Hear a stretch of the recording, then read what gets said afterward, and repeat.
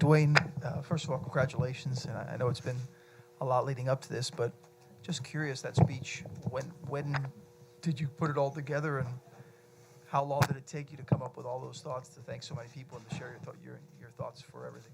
Yeah, first of all, I sound like, I don't know, but anyway, can y'all hear me?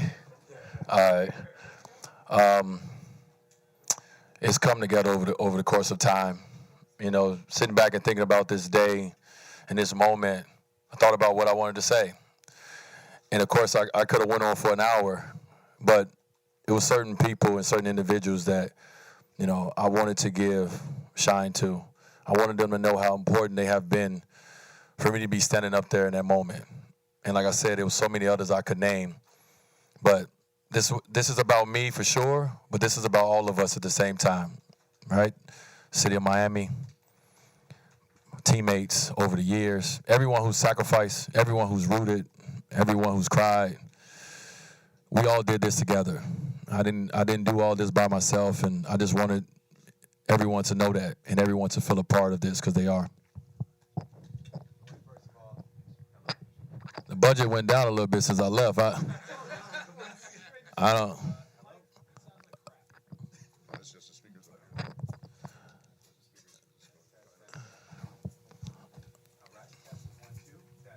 I hear you, though. All right, you got me. Yeah. First of all, congratulations, brother. Thank you. So, what's the biggest thing you would like fans and folks to take away from when they see number 3 in the rafters? When they see number 3, what are you hoping that folks take away from seeing your number hanging in the rafters? As always, man, I hope their memories of me was of someone who gave everything he had on the basketball court, someone who was unselfish, someone who did it the right way, who did it his way. But in the midst of doing it his way, made sure he uplifted others, empowered others, and brought others along the journey. When I came into this game, all I wanted was respect. I wanted respect for the way I play the game. And you don't know until it's over if their respect is there. And the last year and a half, I felt it, man. I felt that everything I tried to give the game has given back to me. And hopefully it's a motivation, and hopefully it's an inspiration for so many kids, but so many families and people out there. You guys have watched me grow. You watched me grow from a 21-year-old to now a 38-year-old man. And I hope I make everyone proud, you know, of the person that I've become. But also, too, I've been saying this a lot lately, is that I feel like if I'm the face of anything in this world, I'm the face of imperfection, right? I'm the face of falling down but getting back up. And I want that message for the kids. What I share in my documentary, I want that message to ring loud and clear. None of us are perfect, right? But it's how we come back from mistakes. It's how we come back from when we fall and how we get up that determines who you are. Experience, something someone has said to you that maybe touched you more than anything else? Is there something that you can process as you've gone through all of this? Is an effect you've had on somebody's life that maybe you didn't anticipate? Back here? Is that better? I feel like y'all can, okay. I've heard so many different things along the way, and you set out to play the game of basketball. You just set out to do it because you love it. And you don't think about along the way that you're actually aspiring millions of individuals, of families along the way. I've had so many people come up to me and tell me that I saved their life. I have so many people came up to me and told me that they started watching basketball because of me, that they fell in love with the game of basketball because of me. Just all these different things. So once again, the fact that I'm in a position from this game, from this ball, to be able to inspire lives, not just athletes, to be able to inspire lives by the way that I played or what I did in the community or how I've represented this organization or how I've represented my family and so forth. That is what I'm most proud of, more than the points and the assists and all the things. I'm most proud that I've inspired a generation and different generations to want to be better, to want to be greater, to want to do things they never thought they would. So that's all. I don't know if I answered your question, but that's what I wanted to say. Hopefully I did in there. Okay. Good to see you. Last year you played in your last game, but in some ways does tonight close the circle, solidify your playing career differently than playing in your last game? 100%. You know, as I was walking out to the court, I grabbed my son and I said, "This is it right here. I'm moving out your way now." But it do. You know, I feel that I wanted certain things to kind of wrap it up because as great as it to look back at these moments and as great as this last year and a half has been, I need to put that behind me so I can focus on the next act in my life. So tomorrow when my documentary comes out, it's a wrap of my life and my career at this point. And once that's over with, Monday morning, I'm looking to be a new person. And I want everyone to understand that basketball, Dwyane Wade, that was a moment of time. But now I have to move forward with what I will be next and what my next calling is. So yes, I'm glad that this day happened now, and I'm glad that my documentary coming up so I can move forward and become whoever it is God have for me to become. Dwyane over here. Congratulations on a great career, a career that has been filled with milestones, from NBA All-Star to Finals MVP to champion. Now you're a few months into retirement and your jersey is in the rafters of the American Airlines Arena.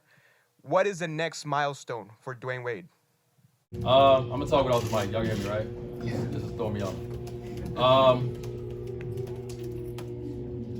My milestone is what I'm in the process of doing now. Right? Every day I search and I try to figure out how I can become a better father, how I can be a better son, a better husband, a better friend. That's, to me, my goal is to bring people with me and lift others up along the way. That's legacy. When you're able to change someone's life and help their families have generational wealth, right? It's not how many points I scored. It's not how many times I dunked the basketball. That's not legacy to me. Legacy to me is how much change I can create, right? So that's my process right now. And everything else that come along the way is just cherry on top. You know, I'm blessed to where I really don't have to work another day in my life, but I will work because that's who I am. But those things right there, that's what I'm focusing on in the next generation, in this next act of my life. Thank you. Dwyane, can you just put it back in the...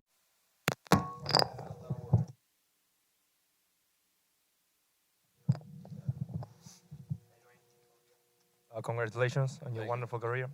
You've been an inspiration to me and others. My question is, if you had to choose one word to describe your whole career, what word would it be and why? Thank you. The word I said out there tonight, gratitude. That's the one word for me. You know, I'm in a state, I'm just so thankful right now. Like, people saying, you gonna cry? I'm such in a thankful space. I have so much peace right now that I'm just thankful, man. And gratitude is that one word that I can, at 38 years old, that I would go into the dictionary and pull out, because that's the word that meant a lot to me and represents how I feel. And I wanted everybody tonight to feel that. I hope they did in my speech. I hope they felt gratitude from me. I hope each individual felt the empathy, the passion inside of me for them and for what they've done and continue to do for me. Dwyane, there's a generation of basketball fans here in South Florida because of you and your career. Do you think back about that? I know you talk about the effect you have on people, wanting to carry people and lift them up, but do you think about just the sports aspect of creating a new generation of fans?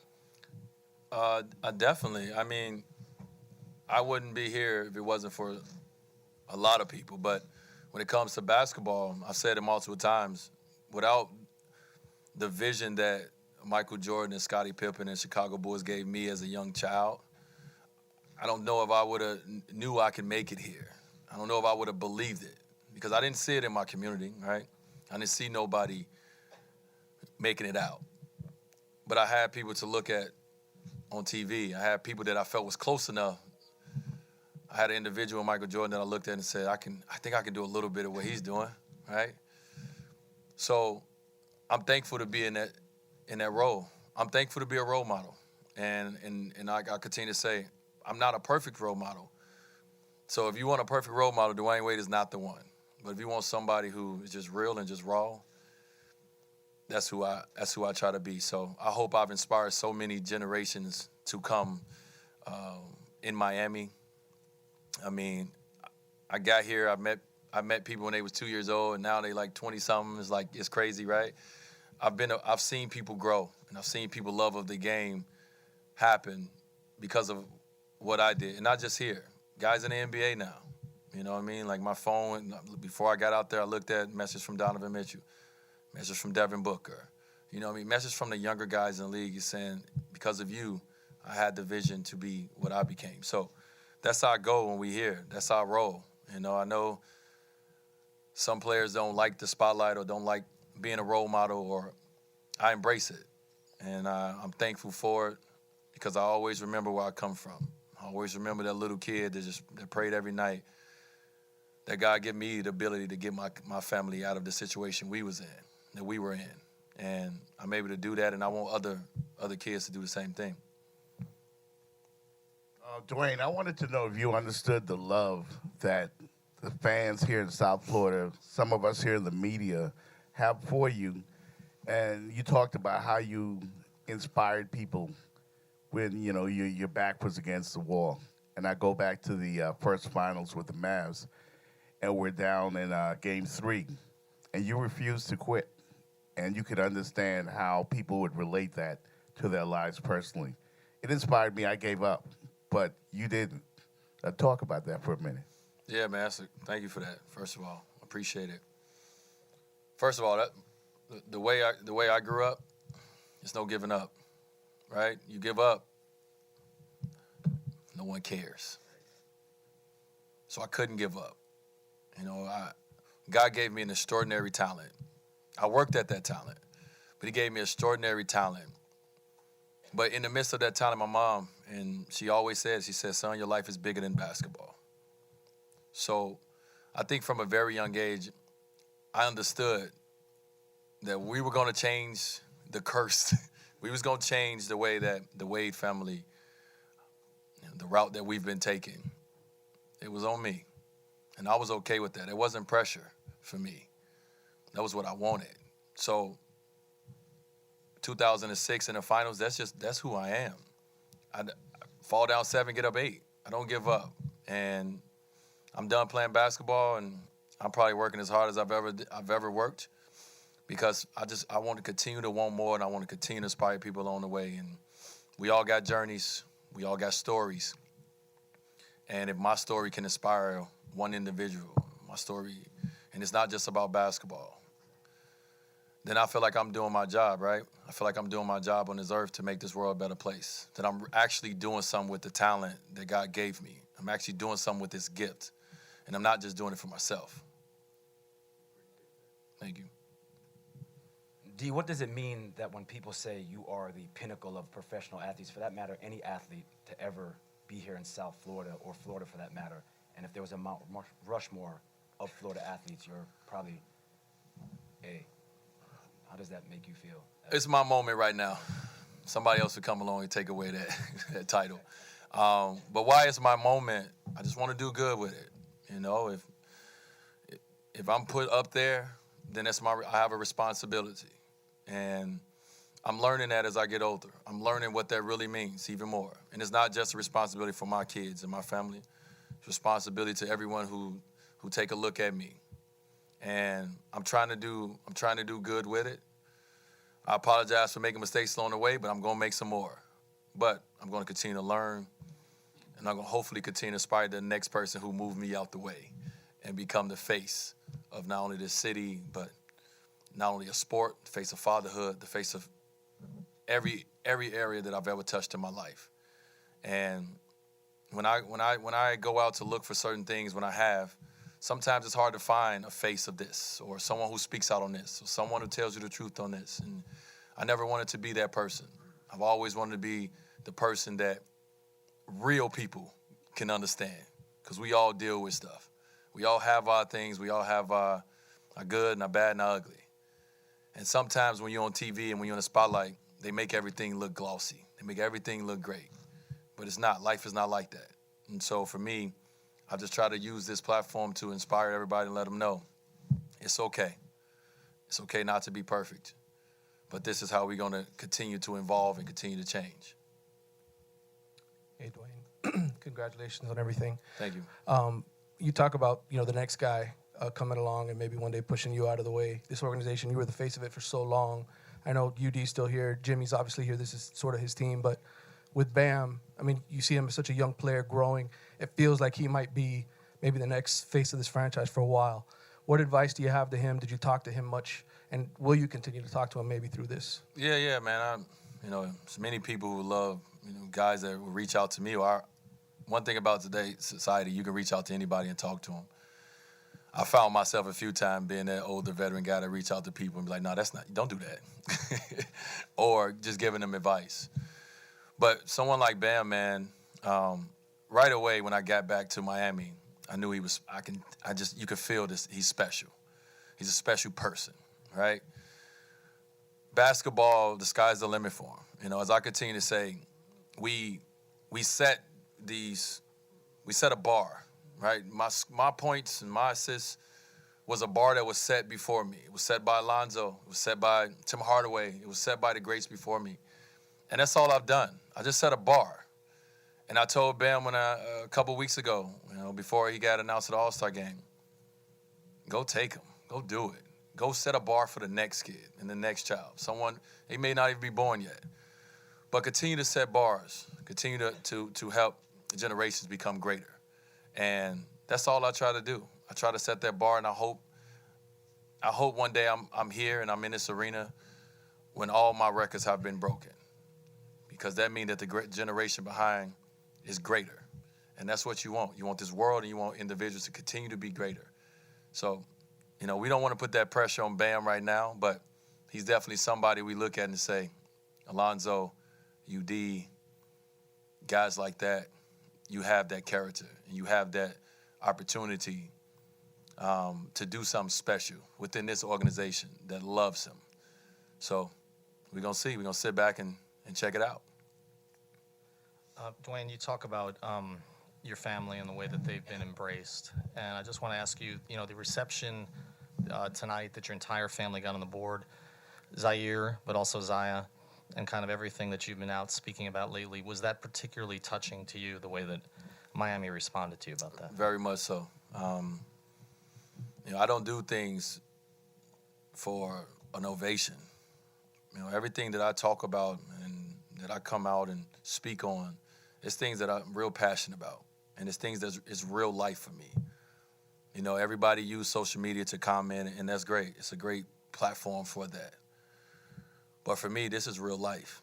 And as a father, once again, I have a responsibility. I have a responsibility to always have an open mind, to always learn, to know and understand that I do not have all the answers. But one thing I do have is I have love, I have compassion. I've always been able to see my kids how they see themselves. And that's important because a lot of parents, we put our hopes on our kids, and we also put our fears on our kids, right?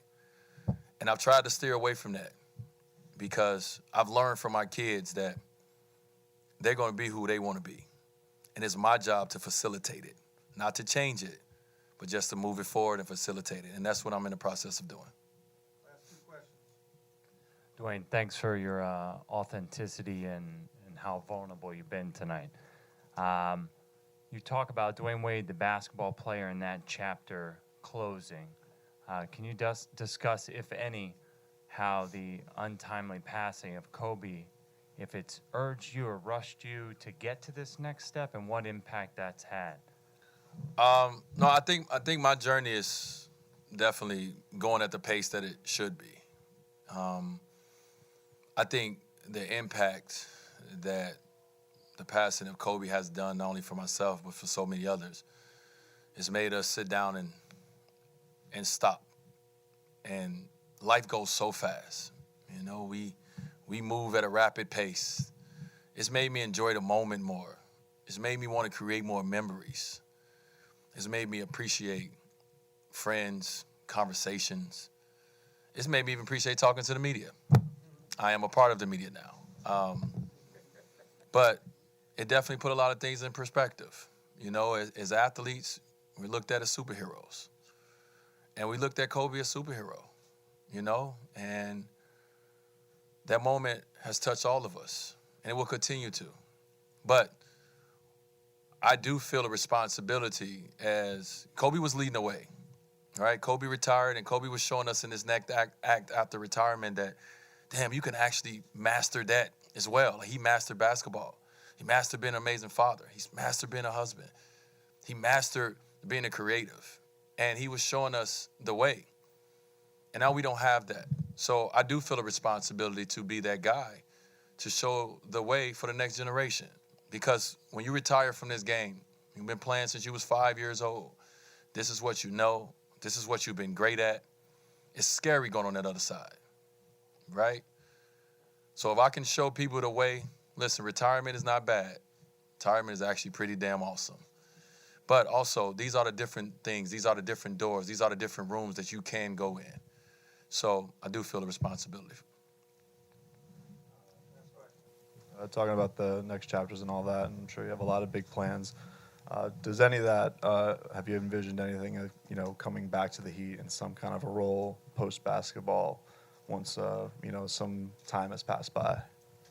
I mean, I definitely talked about it. I definitely thought about it. If the right time and the right moment, you know, presents itself where I want it back and it's the right situation for me and my family and it's the right role for me, then of course I would do it. I mean, I'm happy to be, you know, doing TNT right now because it keeps me close to the game. It keeps me at an arm reach from the game, but it keeps me close. So if one day, if that's a part of my journey and a part of my path, then of course, sign me up. But right now, I got other things I want to build and I want to do. I don't feel like the Heat going nowhere. I don't think the Harrison's going anywhere. So we'll have that conversation at a later date. Of what? I ain't watching. Thank you guys, man. I appreciate y'all. By the way, it was a high scoring half ever. That was what? A high scoring half ever. I thought you said the highest. That was the highest? Highest ever. Oh, that's super cool. You gotta watch out for the ball, by the way. Hey, we gonna look out for the mixtape. I tried to put my pants too tight. I tried to get my legs. Hey, wait, we gonna look out for the mixtape. Ooh.